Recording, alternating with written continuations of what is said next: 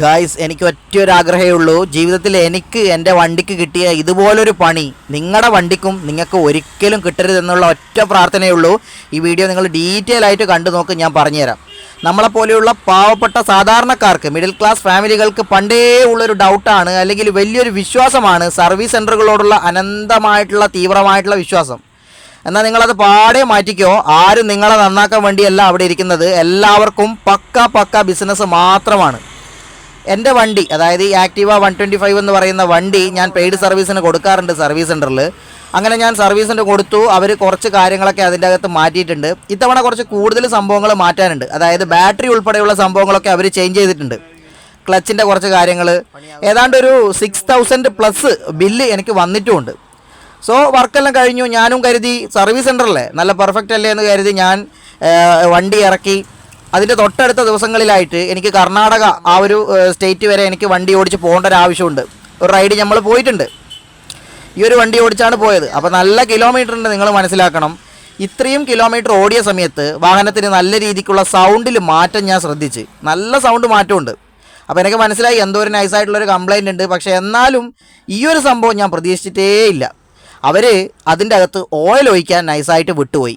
വളരെ തമാശയായിട്ടുള്ളൊരു കാര്യമായിരിക്കാം അവർക്ക്, പക്ഷേ നമ്മളെ സംബന്ധിച്ചിടത്തോളം നമ്മുടെ ജീവനാണ് അവിടെ നഷ്ടപ്പെടുന്നത്. കാരണം അത്രയും റിസ്ക് ഉണ്ട് ഒരു വണ്ടി എൻജിൻ പണിയൊക്കെ എടുത്ത് നമുക്ക് കീക്കണമെങ്കിൽ. കാരണം എത്രത്തോളം പൈസ ചിലവാക്കണം നിങ്ങൾ ആലോചിച്ച് നോക്കണം. ഉത്തരവാദിത്തത്തോടു കൂടി കൊടുത്തതാണ് സർവീസ് സെൻറ്ററിൽ.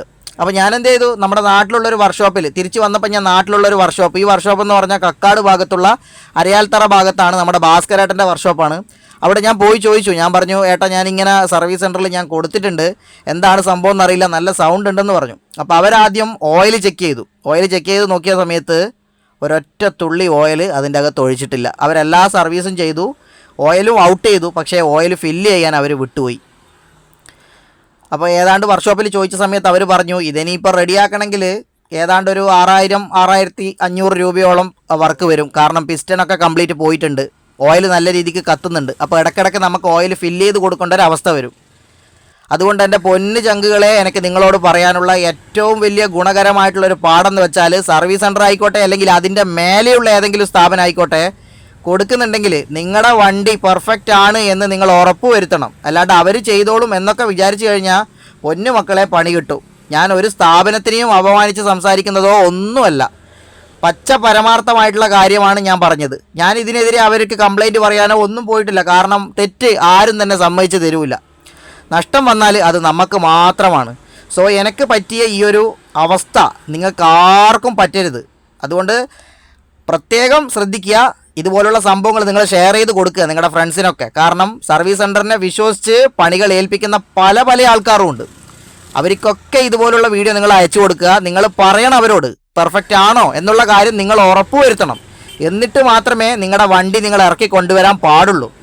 എന്തെങ്കിലും ഒരു ചെറിയ സംഭവം ഉണ്ടെങ്കിൽ അപ്പം തന്നെ തിരിച്ച് അവരോട് പോയി അത് നന്നാക്കി തരാൻ അവരോട് കൃത്യമായിട്ട് പറയണം. നിങ്ങൾ വാ തുറന്ന് പറയാൻ നമ്മൾ പഠിക്കണം. അല്ലെങ്കിൽ എനിക്കിപ്പോൾ പറ്റിയ അതേ അവസ്ഥയായിരിക്കും നിങ്ങൾക്കും ഉണ്ടാവുക.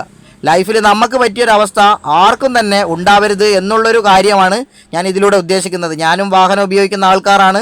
നമ്മളിൽ ഭൂരിപക്ഷ ആൾക്കാരും വാഹനം ഉപയോഗിക്കുന്ന ആൾക്കാരാണ്. അതുകൊണ്ട് തന്നെ വാഹനത്തിനൊരു പണി വന്നാലും അത് നമ്മുടെ ജീവിതത്തിനെ എത്രത്തോളം ബാധിക്കുമെന്ന് നിങ്ങൾക്ക് നന്നായിട്ടറിയാം. മറ്റ് പല ആൾക്കാർക്കുള്ള വലിയ ഡൗട്ടാണ്, ലോക്കൽ വർക്ക്ഷോപ്പിൽ കൊടുത്തു കഴിഞ്ഞാൽ പണിയൊന്നും പെർഫെക്റ്റ് ആവില്ല, സർവീസ് സെൻറ്ററിൽ കൊടുത്താലേ പെർഫെക്റ്റ് ആവും എന്നുള്ള കാര്യം. അത് പച്ച തെറ്റാണ് കേട്ടോ. നിങ്ങൾ മാറ്റിക്കോ. ലോക്കൽ വർക്ക്ഷോപ്പ് ആകുമ്പോൾ നമുക്ക് ഇതുപോലെ അവരോട് സംസാരിക്കാനും പറ്റും, അവർ ചെയ്യുന്ന വർക്ക് നമുക്ക് നേരിട്ട് കാണാനും പറ്റും. ഇപ്പോൾ ഈ ഒരു വീഡിയോൻ്റെ അകത്ത് തന്നെ അദ്ദേഹം ഓയിൽ ഫില്ല് ചെയ്യുന്നത് ഞാൻ നിങ്ങൾക്ക് നേരിട്ട് കാണിച്ചു തന്നിട്ടുണ്ട്. നമുക്ക് കണ്ടിട്ടെങ്കിലും നമുക്ക് ആ ഒരു സംതൃപ്തി നമുക്ക് കിട്ടും. സോ ഞാൻ സർവീസ് സെൻറ്ററുകൾ മോശമാണെന്നല്ല പറയുന്നത്, അവരിലുള്ള ചില പ്രവൃത്തികൾ നിങ്ങൾ ശ്രദ്ധിച്ചില്ലെങ്കിൽ നിങ്ങൾക്ക് പണി കിട്ടുമെന്നാണ് പറയുന്നത്. അതോടൊപ്പം ലോക്കൽ വർക്ക്ഷോപ്പ് മോശമാണ് അല്ലെങ്കിൽ അവിടെ കൊടുക്കുന്നില്ല എന്നുള്ള നിങ്ങളുടെ തീരുമാനവും വളരെ തെറ്റാണെന്നാണ് ഞാൻ പറയുന്നത്. നല്ല പക്കയായിട്ട് സർവീസ് ചെയ്യുന്ന പല ലോക്കൽ വർക്ക്ഷോപ്പുകളും നമ്മുടെ നാട്ടിലുണ്ട്. അവർ തന്നെയാണ് സർവീസ് സെൻറ്ററിനേക്കാളും ഏറ്റവും കെയർഫുള്ളായിട്ട് നമ്മുടെ വണ്ടി കൈകാര്യം ചെയ്യുന്നത് എന്നുള്ള കാര്യം ഞാൻ തീർച്ചയായിട്ടും നിങ്ങൾക്ക് അക്കവും അടിവരയിട്ട് ഞാൻ പറഞ്ഞു തരും. അതിലൊരു തർക്കവുമില്ല. എക്സ്പീരിയൻസ് ആണ്, അതുകൊണ്ടാണ്. സോ അതുകൊണ്ട് എൻ്റെ പൊന്നു ചങ്കുകളെ, സർവീസ് സെൻറ്ററുകളിൽ കൊടുത്തിട്ട് നിങ്ങൾ വർക്ക് ചെയ്യുമ്പോൾ നിങ്ങൾ A to Z കാര്യം ഉറപ്പ് വരുത്തിക്കണം. നിങ്ങൾക്കും വിലയുണ്ട്, നിങ്ങൾ കയ്യിൽ നിന്ന് ചിലവാക്കുന്ന നിങ്ങളുടെ പൈസക്കും വിലയുണ്ട്. സോ ശ്രദ്ധിച്ച് ചെയ്യുക കേട്ടോ. Thank you.